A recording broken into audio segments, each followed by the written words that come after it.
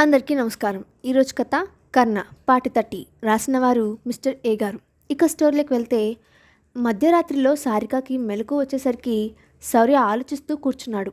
ఏంటి బావా నిద్రపోకుండా ఆలోచిస్తున్నావు? అదేం లేదు బంగారం. ఏమీ లేకుండానే నిద్రపోకుండా ఆలోచిస్తూ ఉన్నావా? అది ఒక విషయం నీతో చెప్పాలి. ఏంటా విషయం? అంటే అది చెప్తే నువ్వేమనుకుంటావో అని. నేనేమనుకోను, కానీ ఆ విషయం ఏంటో చెప్పు. కర్ణ గురించి నువ్వు వినే ఉంటావు కదా? హా, ఆ కర్ణ ఎవరో కాదు, నేనే అని శౌర్య కర్ణగా మారడానికి గల సంఘటనలు అన్నీ చెప్తాడు. శౌర్య చెప్పడం పూర్తి చేయగానే సారిక శౌర్యని గట్టిగా హత్తుకుంటుంది. నిజంగా నీలాంటి భర్త దొరకడం చాలా ఆనందంగా ఉంది బావా. అర్థం చేసుకున్నందుకు థ్యాంక్స్ రా. ఒత్తి థ్యాంక్సేనా మరి? సారిక చెప్పడానికి సిగ్గుపడుతుంటే శౌర్య అర్థం చేసుకొని ఆ కౌగిల్ని బిగిస్తాడు. ఉదయం సారిక నిద్రలు చేసేసరికి శౌర్య తన కౌగిలిలో చంటి పిల్లల్లా నిద్రపోతూ ఉంటాడు. శౌర్య నుదుటి మీద ముద్దు పెట్టుకొని మెల్లగా బెడ్ దిగి వాష్రూమ్లోకి వెళ్ళి ఫ్రెష్ అయ్యి దేవుడి గదిలోకి వెళ్ళి పూజ చేసి టిఫిన్ చేయడానికి కిచెన్లోకి వెళ్తుంది. శౌర్య నిద్రలు లేచేసరికి సారిక లేకపోయేసరికి కొంచెం కంగారు పడతారు. కింద కిచెన్లో ఏదో చప్పుడు అవుతూనే తను కిచెన్లో ఉంది అని అనుకొని వెళ్ళి ఫ్రెష్ అయ్యి కిందకి వస్తాడు. శౌర్య కిందకు వచ్చి చూసేసరికి సారిక టిఫిన్ ప్రిపేర్ చేస్తూ ఉంటుంది. శౌర్య మెల్లగా వెళ్ళి సారికని వెనకాల నుండి కౌగిలించుకుంటూ ఉంటాడు. మొదట కంగారు పడిన శౌర్య స్పర్శ తెలిసేసరికి కామ్ అవుతుంది. అప్పుడే ఎందుకు నిద్ర లేచావు బావా? మెలకు వచ్చేసింది బంగారం. అది సరే, కానీ టిఫిన్ ఏం చేస్తున్నావు? పూరి బావా. అయితే పూరి పిండి కలిపావా? ఇదిగో కలుపుతున్నాగా. నీకు హెల్ప్ చేయనా? వద్దు, నేను టిఫిన్ ప్రిపేర్ చేసి రెడీ అవ్వగానే నేను పిలుస్తా. అప్పటి వరకు నువ్వు హాల్లో ఉండు. అదేం కుదరదు, నేను నీకు హెల్ప్ చేస్తా అంటూ శౌర్య చేతులు సారిక చేతుల దగ్గరికి పోనిచ్చి తన చేతి వేళ్లతో శౌర్య వేళ్లను పోనిచ్చి పూరి పిండి కలుపుతారు. శౌర్య పిండి కలుపుతూనే సారిక మెడ దగ్గర తలపెట్టి తన మెడవంపుల్లో ముద్దు పెడుతూ ఉంటే సారిక కళ్ళు మూసుకొని శౌర్య చేసే చిలిపి పనులు అన్నీ ఆస్వాదిస్తూ ఉంటుంది. శౌర్యని తన మెడ దగ్గర నుండి లేపడానికి సారిక పిండిలో ఉన్న చేయి ఉన్న తన మెడ దగ్గరికి తెచ్చేసరికి ఆ పిండి సారిక మెడ మీద అంటుకుంటుంది. సారిక చేయిని తన చేతితో కలిపి మళ్ళీ పిండి కలపడం మొదలు పెడతాడు. బావా, మనం ఇలాగే పిండి కలిపితే టిఫిన్ టైం కాస్త లంచ్ టైం అవుతుంది. పర్లేదు, అప్పుడే టిఫిన్ చేద్దాం. అయితే ఇలాంటి వేషాలు వేయడానికేనా ఆఫీస్ రిజైన్ చేసింది? అవును బంగారం, నీతో నేనుగా అని ప్రతిక్షణం ఉండాలి అనిపిస్తుంది. అందుకే నీకు నేను చేసేవి ఇబ్బందిగా ఉంటే చెప్పు, మానేస్తా. బావా, నిజం చెప్పనా? నీతో పెళ్ళయ్యాక ఎలా ఉండాలి అనుకున్నానో అలాగే ఉన్నా. కాకపోతే మీరు పైకి చెప్తారు, మేము చెప్పాము, అంతే. హో అంటూ సారికాని తన వైపుకు తిప్పుకొని తన లిప్కి కిస్ ఇవ్వడానికి ముందుకు వెళ్తూ ఉండగా కాలింగ్ బెల్ మోగేసరికి ఇద్దరు కంగారుగా దూరం జరుగుతారు. శౌర్య వచ్చి హాల్లో కూర్చొని ఉంటాడు. సారిక డోర్ ఓపెన్ చేయడానికని డోర్ దగ్గరికి వెళ్ళేసరికి శౌర్య వచ్చి తనని తాను వైపు తిప్పుకొని నవ్వుతూ కిస్ చేస్తాడు. అనుకోని చర్యకి సారికాల షాక్ అయ్యి ఉండిపోతుంది. మళ్ళీ బెల్ రింగ్ అయ్యేసరికి సారిక శౌర్యని దూరం తోసి డోర్ ఓపెన్ చేస్తుంది. బయట పూజ, అశోక్, రవి ఉంటారు. హాయ్ పూజ అని సారిక అంటుంది. పూజ లోపలికి వచ్చి సారికాని హత్తుకొని మ్యారేజ్ విషెస్ చేస్తుంది. వాళ్ళందరూ సోఫాలో కూర్చుంటారు. సారిక వాళ్ళకి కాఫీ తెచ్చి ఇస్తుంది. పూజ సారికాని శౌర్య చూసి, అశోక్ వీడు జాబ్ ఎందుకు రిజైన్ చేశాడో నీకు తెలుసా? అశోక్ తెలియదు, నీకు తెలుసా అని అంటాడు. తెలుసు రవి. ఎందుకు? పూజ శౌర్య సారిక వైపు చూడమని చెప్తుంది. రవి అశోక్ వాళ్ళ వైపు చూసి మళ్ళీ పూజ వైపు చూసి ముగ్గురు నవ్వడం మొదలు పెడతారు. వాళ్ళు ఎందుకు నవ్వుతున్నారో శౌర్య వాళ్ళకి అర్థం కాదు.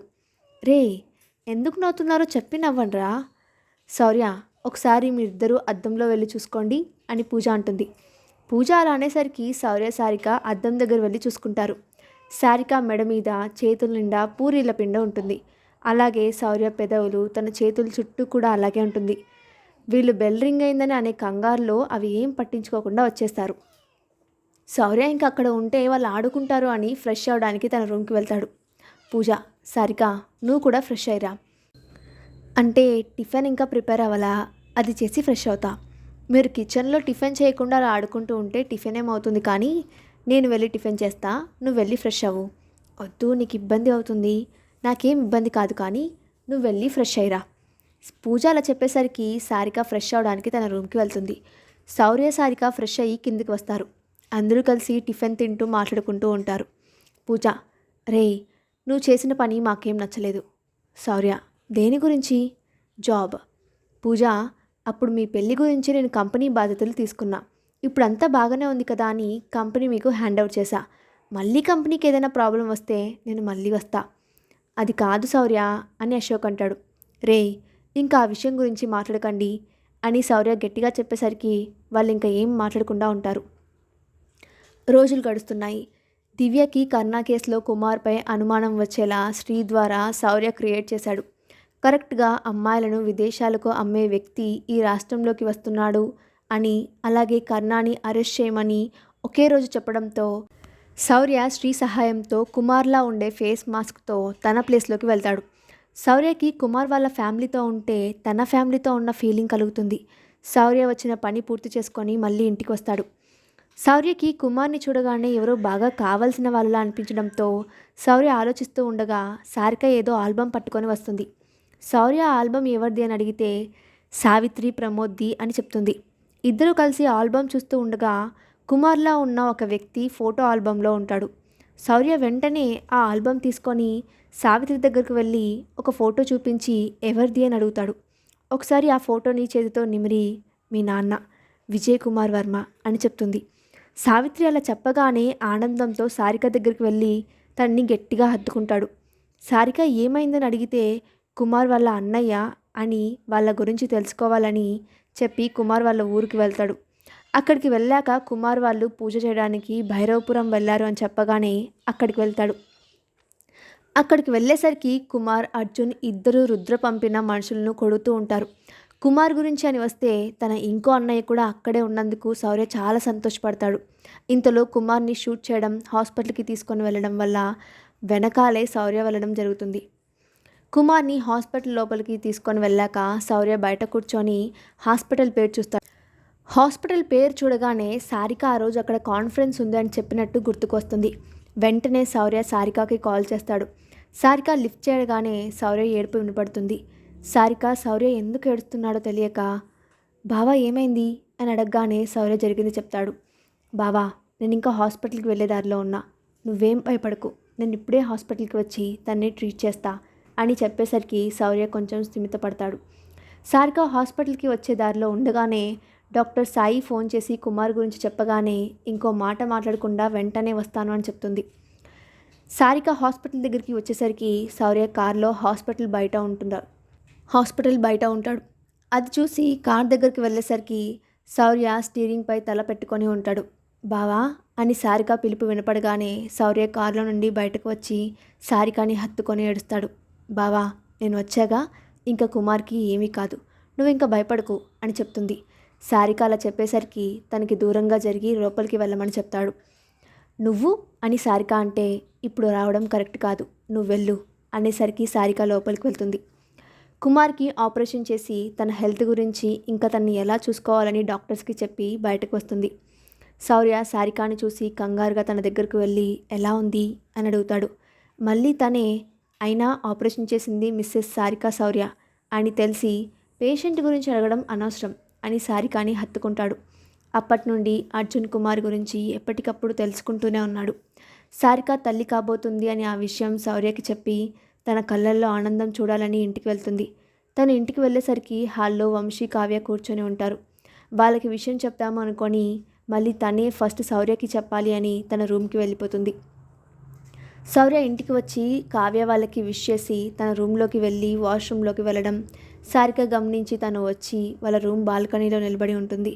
శౌర్య తనని వెనక నుండి హత్తుకోవడం, తను ముందుకు తిరిగి తను తండ్రి కాబోతున్నాడు అని చెప్పగానే శౌర్య కళ్ళల్లో కనిపించిన ఆనందం, ఆ విషయం ఇంట్లో వాళ్ళకి తెలియగానే వాళ్ళు సంతోషించడం, అప్పటి నుండి సారికని అసలు వదలకుండా తనతోనే ఉంటూ తనని ఏ పని చేయనీయకుండా చూసుకుంటూ ఉండడం అలా జరిగిపోయింది.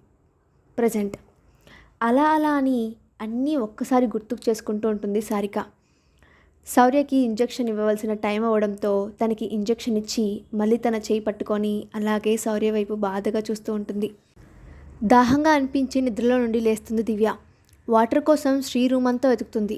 కానీ వాటర్ ఎక్కడా లేకపోవడంతో కింద కిచెన్లోకి వెళ్ళి వాటర్ తాగి శౌర్యకి ఎలా ఉందో చూద్దామని వాళ్ళ రూమ్ దగ్గరికి వెళ్తుంది.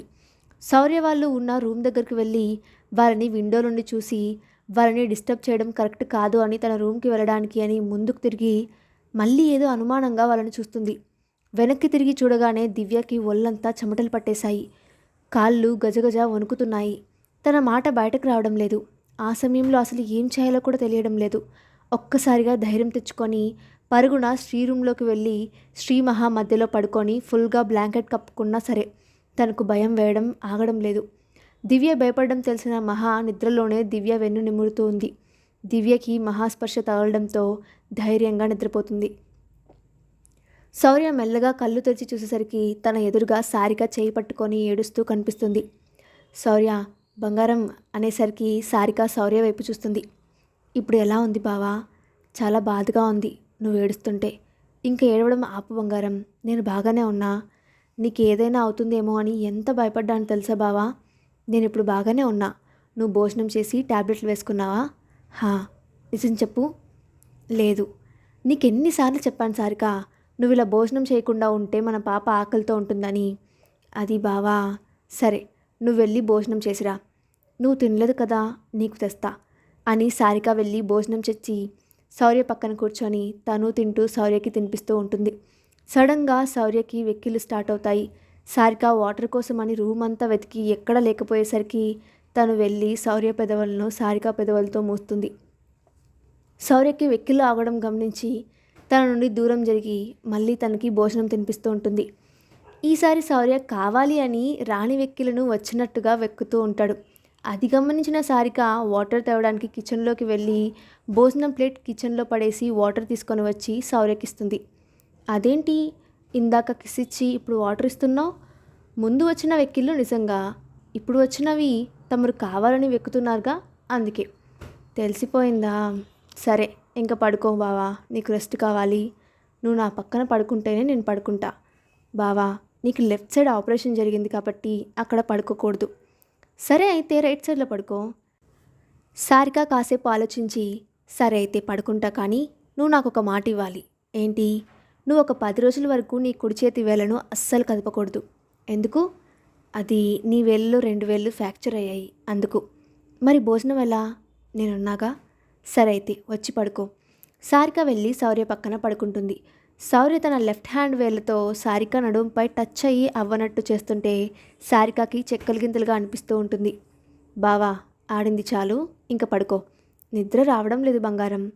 సరే ఇప్పుడు వస్తుంది. ఎలా? అంటూ శౌర్య ఫేస్ సారిక వైపు తిప్పి చూస్తాడు.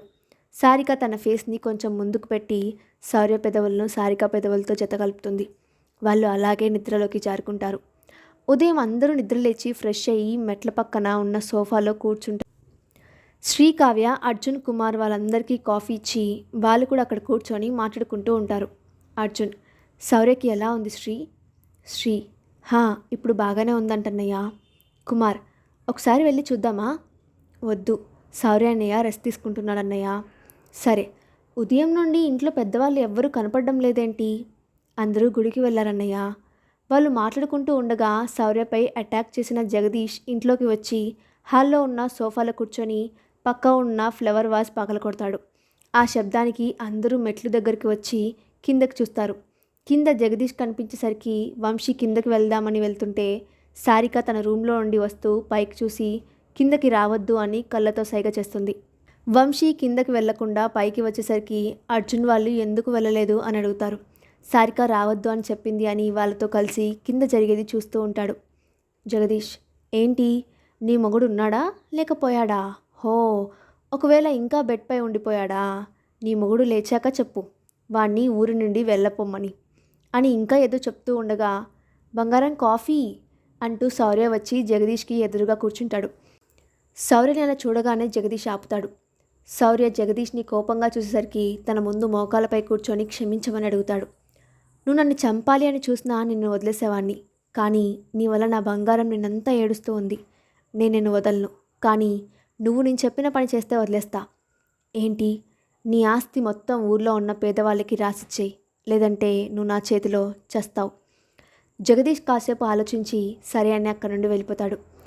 సారిక శౌర్యకి కాఫీ ఇచ్చి తన పక్కన కూర్చొని ఉంటుంది. అప్పటి వరకు జరిగిందంతా చూసి శౌర్య దగ్గరికి వెళ్ళాలి అని అర్జున్, కుమార్ కిందికి వచ్చి శౌర్య ఎదురుగా నిలబడతారు. వాళ్ళని చూసి శౌర్య షాక్ అవుతాడు. ఇంకా ఉంది. ఇంతకీ వాళ్ళని చూసి శౌర్య ఎందుకు షాక్ అయ్యాడో నెక్స్ట్ పార్ట్లో చూద్దాం. అండ్ ఈ స్టోరీ అప్డేట్ ఎలా ఉందో కింద కామెంట్ బాక్స్లో మీ ఒపీనియన్ని షేర్ చేయండి. Thanks for watching.